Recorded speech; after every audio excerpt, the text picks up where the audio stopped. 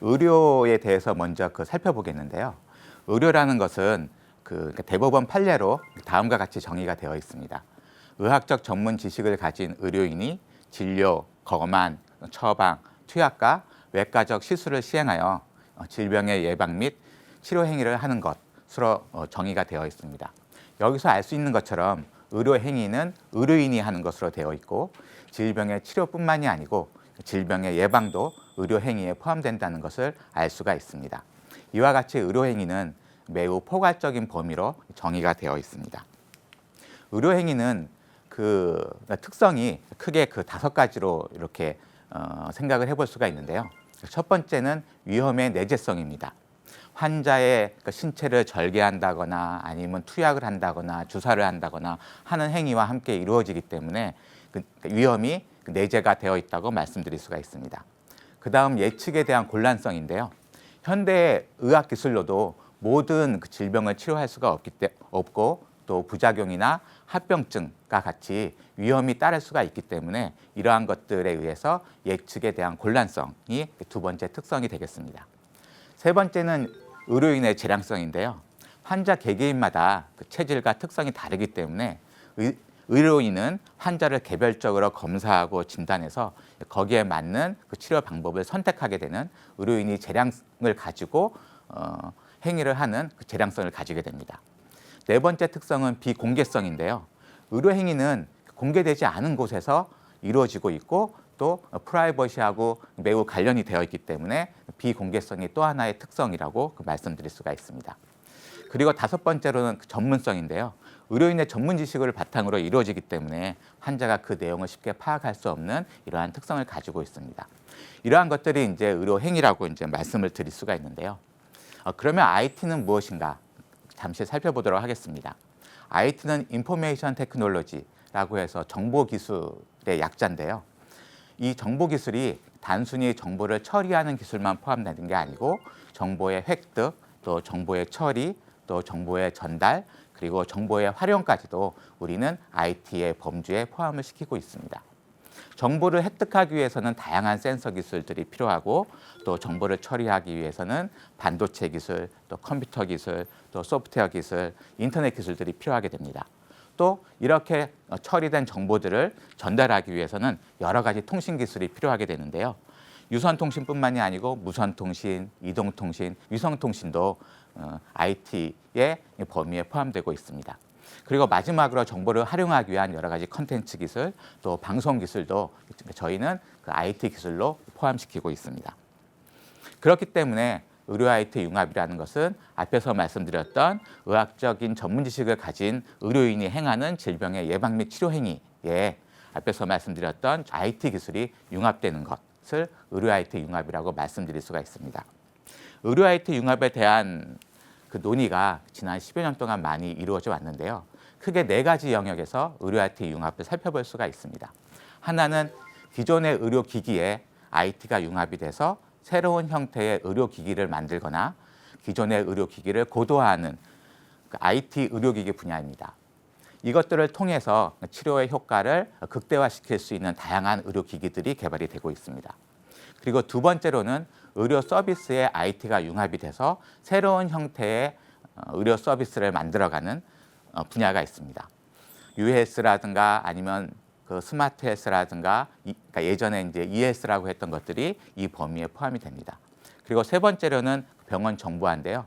지금은 병원에 가서 우리가 엑스레이를 찍으면 엑스레이 필름 가지고 판독을 하거나 진단을 하지가 않습니다. 대부분 다 모니터를 통해서 이제 컴퓨터로 분석을 하고 그런 것들을 기반으로 이제 진료가 이루어지는데요.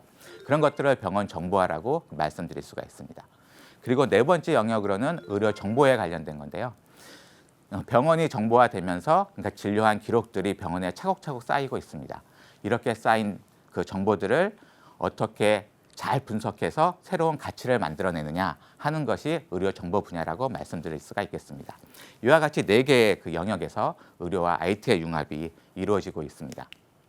그러면 이러한 의료 IT 융합이 왜 이렇게 많은 논의가 되어 왔고 또 이에 대한 기술 개발 또 새로운 비즈니스들을 만들어가고 있느냐 그 이유를 살펴보면 크게 보면 한 가지 이유 또 작게 보면 세 가지 이유까지 말씀드릴 수가 있겠습니다.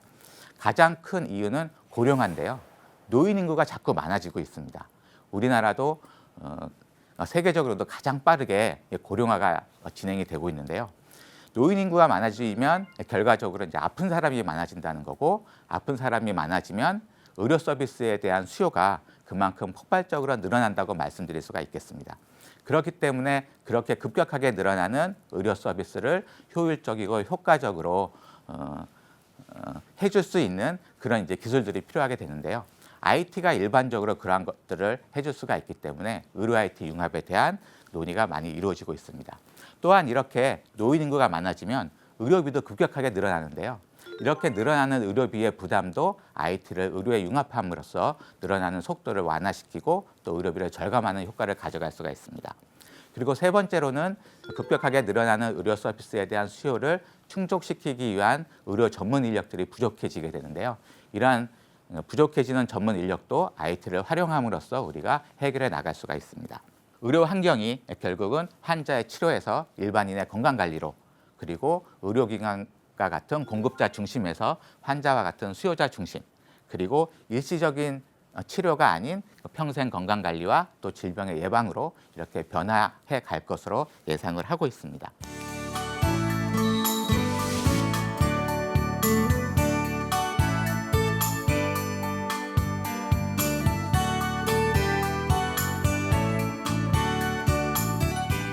US는 유비쿼터스 헬스케어의 이제 약자인데요. 여기서 유비쿼터스는 어디에나 있다라는 뜻입니다. 그렇기 때문에 유비쿼터스 헬스케어는 헬스케어가 어디에나 있는 겁니다. 내가 병원에 가서 그 진료를 받는 것이 아니고 집에 있을 때도 내 건강을 관리를 받고, 또 심지어는 내가 등산을 하고 있을 때 아니면 자동차를 타고 있을 때 어디에 있든지 내 건강을 관리를 받는 거를 유비쿼터스 헬스케어라고 말씀드릴 수가 있겠습니다. 이러한 유비쿼터스 헬스케어 시대가 되면 1년 365일 하루 24시간 내 건강을 관리를 받게 되는데요. 예를 들면 아침에 일어나서 화장실에 다녀오면 화장실에 여러 가지 센서들이 내 건강을 체크를 해주는 겁니다. 그렇게 해서 나에게 그러한 정보들을 스마트폰을 통해서 알려줄 수가 있을 겁니다. 그리고 거울을 보면서 면도를 할 때도 거울에 센서들이 있어서 그 사람의 안색을 본다거나 그 사람의 심박수를 잰다거나 그 사람 몸에서 나오는 여러 가지 건강에 관련된 지표들을 측정을 해서 또 건강을 이제 관리를 해줄 수가 있습니다. 식사를 할 때도 마찬가지고요. 식사를 어떻게 하는지, 칼로리를 얼마나 섭취하고 있는지, 영양 성분은 골고루 섭취하고 있는지 하는 것들을 관리해 줄 수가 있습니다. 심지어는 잠을 잘 때도 잠을 자는 동안 그 사람이 숙면을 취하고 있는지, 또 잠을 자는 동안에 혹시 건강에 이상이 발생하지는 않는지 하는 것들을 계속 그 모니터링을 할 수가 있습니다. 이와 같이 유비쿼터스 헬스케어는 언제 어디서나 그 사람에 대한 건강을 관리해 주는 거라고 말씀을 드릴 수가 있고, 이를 통해서 1년 365일 우리가 건강을 관리를 받을 수가 있습니다. 이러한 유비쿼터스를 구현해 나가기 위해서는 IT 기술이 매우 중요한 그 역할을 하게 되는데요. 그 US를 위해서 어떤 기술들이 필요한가 살펴보면 크게 세 가지 영역의 기술이 이제 필요하게 됩니다. 첫 번째는 센서 기술이 필요하게 되는데요. 언제 어디서나 그 사람의 건강에 관련된 정보를 아주 간편하게 측정할 수 있는 그런 그 센서 기술들이 필요하게 됩니다. 이에 대한 연구들은 그동안 10여 년 동안 많이 이루어져 왔습니다. 몸에 붙이거나 뭐 착용을 하거나 아니면 몸에 심거나 아니면 환경에 센서를 넣거나 하는 방식으로 많은 기술 개발들이 이제 이루어져 왔고요. 그 다음에는 이렇게 얻어진 그 정보들을 서비스할 수 있는 것, 병원이나 아니면 헬스케어 서비스를 제공해 주는 그 센터에 데이터를 안정적으로 보내는 그 취합 및 전송 기술이 필요하게 됩니다. 이러한 취합 및 전송 기술은 이미 그러니까 통신망에 대한 기술이 많이 발전을 해왔기 때문에 그러한 통신망 기술들을 활용을 해서 충분히 이제 유비쿼터스 헬스케어를 구현해 나갈 수가 있습니다. 그리고 세 번째로는 이제 분석 및 피드백 기술인데요. 다양한 센서들로부터 얻어진 정보들을 종합적으로 분석해서 그 사람의 맞춤형으로 헬스케어 서비스를 제공해 주기 위한 기술이 되겠습니다. 최근에 그 빅데이터라고 해서 대용량의 데이터를 처리하는 기술들이 많은 관심을 가지고 있는데요. 의료 분야에서도 이러한 건강에 관련된 빅데이터들을 분석하고 처리해서 개인 맞춤형의 그 그 헬스케어 서비스를 제공해 주려는 그런 시도들이 최근에 많이 이루어지고 있습니다. 사람 몸에서 나오는 건강에 관련된 정보는 굉장히 많습니다. 여기에 그 대표적인 것들을 나열을 해봤는데요. 뇌파는 그 뇌에서 나오는 그 정기적인 신호입니다. 뇌파를 분석하면 그 사람의 정신 활동들에 대해서 알 수도 있고 또 뇌에 어떤 질병이 있는지 여부에 대해서도 확인할 수가 있습니다. 또한 목소리도 굉장히 중요한 건강에 관련된 그 정보인데요. 우리가 감기에 걸리면 목소리가 변하지 않습니까? 그와 같이 목소리를 우리가 측정을 해서 그 사람의 건강 상태를 확인해 볼 수도 있습니다. 그리고 체온이라든가 우리가 감기에 걸려서 열이 나면 이제 체온이 올라가게 되는데요. 체온을 측정을 해서 또한 이제 건강에 관련된 정보를 얻을 수가 있고요. 심전도는 심장이 박동할 때 나오는 그 정기적인 신호 이런 것들을 통해서 심장에 이상이 있는지 하는 것들을 알 수가 있습니다. 그 외에도 뭐 걸음걸이라든가 혈압이라든가 뭐 체중이라든가 또 혈액 안에 있는 그 당분의 양인 그 혈당 이런 것들이 건강에 관련된 그 중요한 그 정보라고 말씀드릴 수가 있습니다. 걸음걸이도 건강을 나타내는 그 중요한 지표인데요. 그 치매가 오기 시작하면 걸음걸이가 변화를 한다고 합니다. 그렇기 때문에 걸음걸이를 우리가 잘 모니터링하면 그러한 그 질병을 예측하는 데도 활용을 할 수가 있습니다. 이러한 그 다양하게 몸으로부터 나오는 그 건강에 관련된 정보를 아주 간편하게 측정하려는 여러 가지 그 시도들이 이루어지고 있는데요. 예를 들면 몸에 센서를 삽입하는 겁니다. 물론 몸에 그 센서를 삽입해야 되기 때문에 이런 경우에는 어떤 중요한 질병을 가지고 있다거나 또 꼭 치료를 해야 되는 그런 목적으로 많이 이제 활용이 되겠지만 이와 같은 연구도 최근에 많이 이루어지고 있습니다. 가장 대표적인 게 이제 페이스메이커라고 이제 할 수가 있는데요. 심장에 이상이, 그러니까 심장 박동에 이상이 있는 분들이 몸 안에 페이스메이커를 심어놓고 심장에 이상이 발생했을 때 그 페이스메이커를 통해서 치료하고 또 진료하는 그런 것들을 하고 있습니다. 또 하나는 그 착용형인데요. 예를 들어서 뭐 손목시계 형태라든가 안경 형태라든가 목걸이 형태라든가 아니면 귀걸이 형태라든가 그런 액세서리 형태로 건강에 관련된 정보를 측정할 수 있는 그런 센서들을 개발하고 그런 것들을 통해서 또 건강에 대한 정보를 손쉽게 얻으려는 그런 그 시도들이 이루어지고 있습니다. 그리고 세 번째로는 의복형인데요. 옷에다가도 센서를 넣으려는 시도가 이루어지고 있습니다. 옷 안에 센서를 넣어서 그 옷만 입고 있으면 그 사람의 건강을 관리해 줄 수 있는 그런 옷들도 최근에 많이 나오고 있습니다. 그리고 그 마지막으로는 인프라 내재형인데요. 이런 환경에다가 이제 센서를 넣어서 그 환경 안에 있는 그 사람들의 이제 건강에 관련된 그 정보를 획득을 하려는 그 시도입니다. 이런 것들을 통해서 우리가 건강에 관련된 정보를 아주 편리하게 그러면서도 그 정확하게 측정하려는 이제 시도가 이루어지고 있습니다.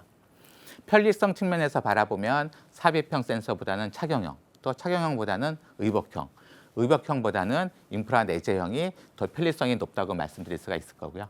또 정확도 측면에서는 그 삽입형 센서가 착용형, 의복형, 인프라 내재형보다는 훨씬 더 정확하게 측정할 수 있다고 말씀드릴 수가 있겠습니다. 이러한 센서에 대해서는 다음 시간에 좀 더 자세하게 살펴보도록 하겠습니다. 예, 제가 이제 첫 번째 강의에서 그 의료 IT 융합에 대해서 그 말씀을 드렸습니다. 의료 행위가 무엇인지에 대해서 한번 살펴봤고요. 그리고 IT가 무엇인지, 우리가 IT라고 할 때 어떤 영역의 그 기술들까지 이제 포함시키는지에 대해서 살펴봤고, 또한 최근에 많은 논의가 되고 있는 의료 IT 융합이 왜 이렇게 활발하게 논의가 되고 또 중요한지에 대해서 살펴봤습니다. 그 가장 큰 이유는 앞에서 말씀드렸던 것처럼 고령화라고 말씀드릴 수가 있겠습니다. 노인 인구가 많아지면서 거기에 따라서 그러니까 늘어나는 의료 서비스에 대한 수요, 그런 것들을 IT를 융합함으로써 우리가 효과적이고 효율적으로 의료 서비스를 제공해 줄 수가 있습니다. 그리고 또한 그 IT가 융합이 되면서 의료 서비스가 어떻게 변화하고 있는지 하는 것들을 그 텔리메디슨에서부터 이헬스, 유헬스, 또 스마트 헬스로 살펴봤습니다. 그리고 유헬스가 무엇인지에 대해서도 살펴봤는데요. 유헬스는 앞에서 말씀드렸던 것처럼 언제 어디서나 그 사람의 건강을 관리하는 그런 이제 서비스라고 말씀드릴 수가 있습니다. 그렇기 때문에 1년 365일 하루 24시간 내 건강을 관리받는 거라고 말씀드릴 수가 있습니다. 이와 같은 US를 구현하기 위해서 실제적으로 어떤 기술들이 필요한지에 대해서 살펴봤습니다.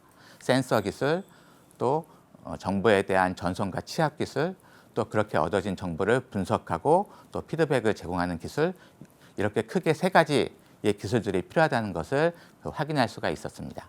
그리고 또한 사람 몸에서 나오는 여러 가지 건강에 관련된 정보들을 살펴봤고, 또 거기에서 어떤 방식으로 그러한 정보들을 얻을 수 있는지 하는 센서의 측정 방식에 대해서 살펴봤습니다.